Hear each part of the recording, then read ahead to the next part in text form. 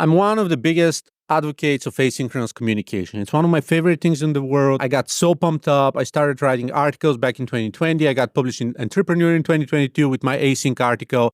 I produced several different guides that got republished, including taught at several universities around North America. So what's asynchronous communication first and foremost? Well, async communication is a way to interact that doesn't require two or more parties being in the same room together or in the same Zoom room, just sharing that information at the very same time. Meaning you don't have to meet at 10 a.m., each of you at the same time in different time zones and discuss something for 30 minutes, but instead you can exchange that information asynchronously, meaning that not all of you can be online at the same time and still provide and produce enough value for you at the grand scheme of things. Now, why is that important? Well, I've been running several businesses. I'm an angel investor for 20 plus different companies. I'm also a business advisor for 400 plus clients, meaning that most of my clients and staff and people and clients and pretty much everyone else are in different parts of the world. Private equity, vendors, agencies. You may end up having 20 plus people who have to sit in a single meeting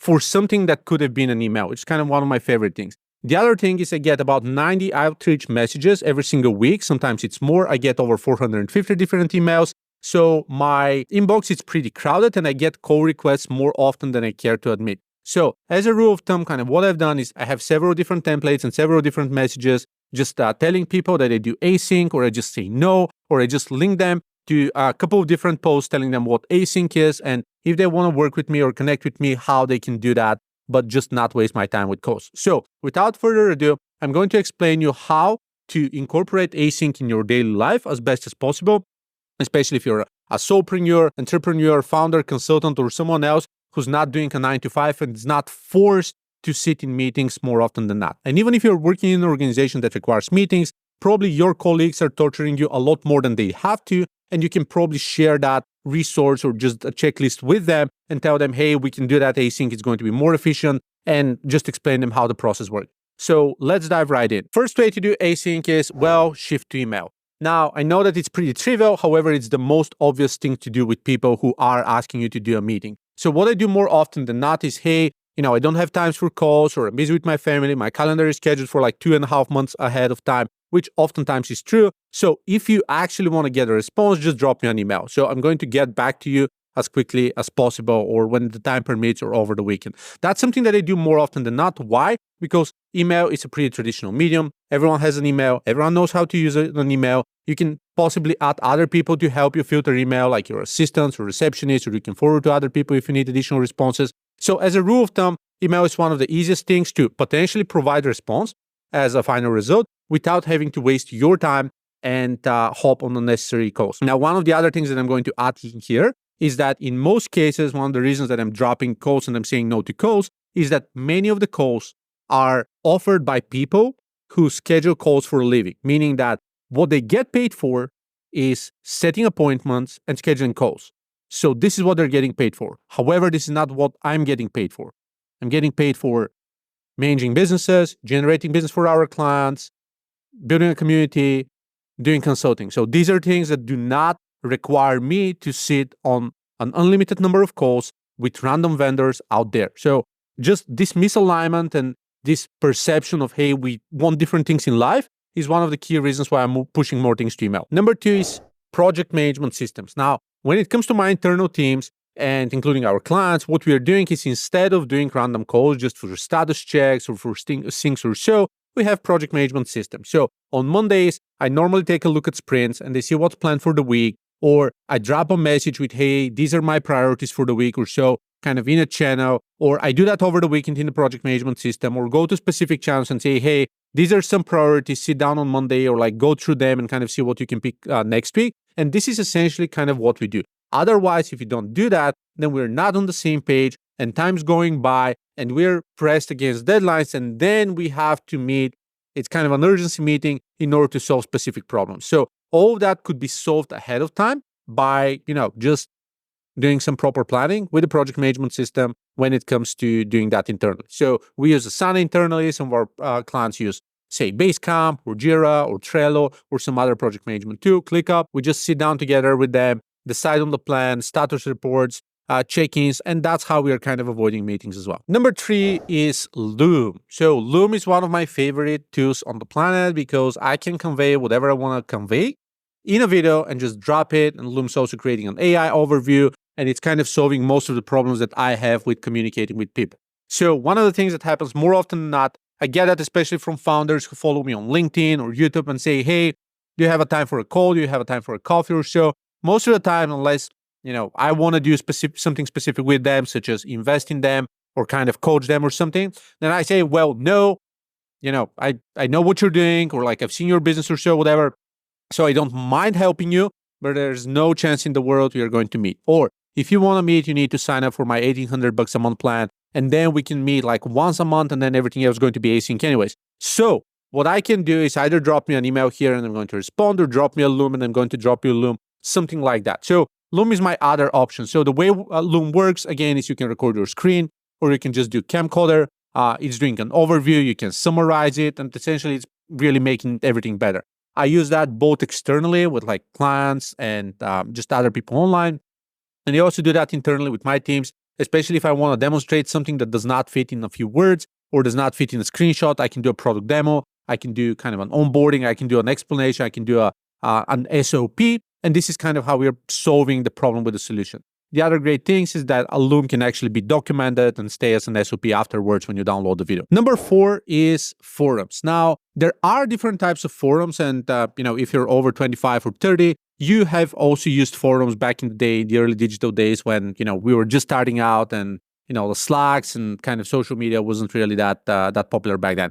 But there are specific tools that you can set up as a forum yourself. One example is called Threads. It's kind of it's different than the Threads app that Meta now has for social network, but you can kind of set up your own forum instance internally and kind of develop complex conversations with your own team. So that's one way to approach it. You can set forums in a project management system, so essentially treat your PM system like Asana as a forum.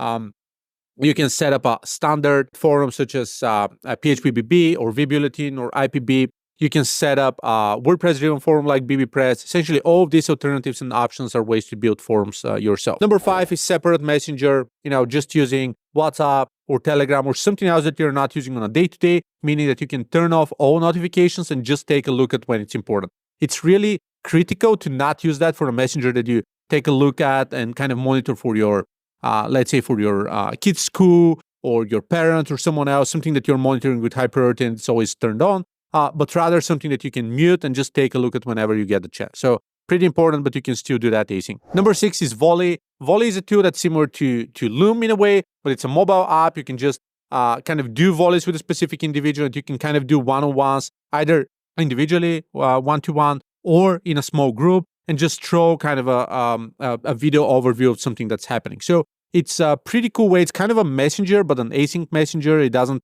require you to be online and kind of active all the time. You can bounce ideas back and forth over the course of several weeks and kind of refine them and do that on the go, in the car. So it's a pretty good way to both stay personalized and not be super busy with sync meetings at the same time. Number 7 is Clarity Flow, previously known as Zip Message. So Clarity Flow is now a coaching platform. It started as an async video streaming platform, but you can still use it for that. So essentially, you can communicate with other people and they can decide on whether they want to text you, put an image, send a video, or kind of do kind of a Loom screencasting type of recording. So again, even though it kind of transitioned to more of a coaching application, it's still something that you can review and decide whether it's an app that's kind of worth using for you. Number 8 is Fellow. So we used Fellow with my leadership team for over a year and a half. Right now, we've kind of simplified and we don't need it. However, it's a great application that kind of lets you do asynchronous meetings. Now, why it's important? First off, we had our leadership weekly meetings in Fellow, just having a recap of kind of what we need to do, recap from last week's meeting, and everyone can put in and kind of work on the agenda async. Additionally, even if someone cannot attend the meeting, even though we were on site, they can take a look at the agenda and kind of the action points, what we've solved, and kind of some type of a summary from the meeting. So it was pretty cool. And I know that some people are using that for one-on-ones with their direct reports. So they say, hey, we have a one-on-one every 2 weeks or so. Unless you have an agenda, we're not going to do a one-on-one. So if you want to ask me something or so, like this is your link, you can put in some meetings. It's almost like a Google Calendar note. You can keep adding up and kind of reflecting and stuff. And we can meet and follow your agenda. Or, if you want, I can just drop you a Loom with some notes based on your agenda when the time comes. So regardless, it's a pretty neat and convenient way to both. It's kind of a project management / calendar meet system, very efficient for meetings, great for async as well. So a great way to communicate and coordinate too. Number 9 is Otter AI. So for people who love dropping audio notes, I've been using Otter for years, even for content creation. So let's say I have a walk at the park or at the mall or in the car or something, and I'm just recording, like speaking for about 30 minutes, and it's kind of dropping a transcript. We use Otter for meetings. So in many cases, whenever there's a webinar or something and someone has to attend, we get someone attending or just the Otter bot attending, driving a recap, a transcript, and then we are working with that transcript. Or once again, I'm just recording for 30 minutes, just as I'm doing now, just without the camera, and then dropping that into a blog post that could be transcribed and then broken down into different social copy. So these are some ideas of kind of how to use existing tools and specific tools to improve your asynchronous communication, even though if you're using Slack, and some other tools do that as well, but right now with Slack, you can actually drive a transcript from an audio and it's automatically kind of dropping that transcript right next to the audio file. So we do that with some of our colleagues so they can kind of keep track of that. And even if they don't have headphones or it's not a great time to just listen, they can still take a look at the transcript right side next to the video. And number 10, as kind of the final note, is I do discounts or I give extra bonus if we don't meet. So different examples here is, I tell clients, if you want to do meetings, we are going to charge you extra for meetings, right? Or like you get no meetings or you get one meeting a month or something like that, but we are going to charge you extra, or, you are paying whatever, 4 hours a month for meetings. If you don't do meetings, we're actually going to do extra work for you. Or once again, if someone wants to hop on an advisor plan and say, well, I'm charging $600 a month, $600 an hour for a call, and it's just a waste of time. You can just hop on the $1,800 a month plan, which is going to give you access to my Slack community, kind of weekly recaps and stuff, but all of that's going to be async. So just think of kind of what's the best way to kind of conduct that. So essentially, trying to do discounts or trying to do more or trying to kind of surcharge for calls in particular is a great way to mitigate that. Like I said, I get over 90 different calls requests and kind of outreach call requests. I say I add most of them to spam, just flag them as spam.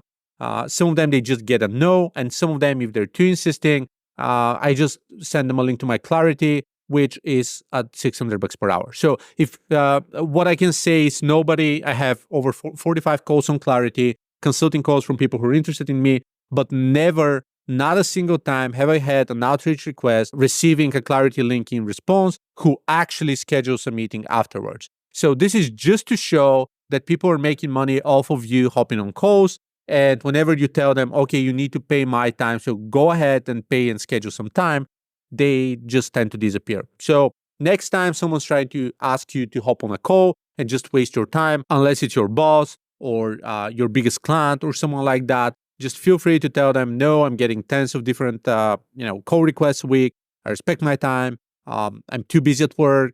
I need to spend time with my family and stuff. And just don't hop on the call.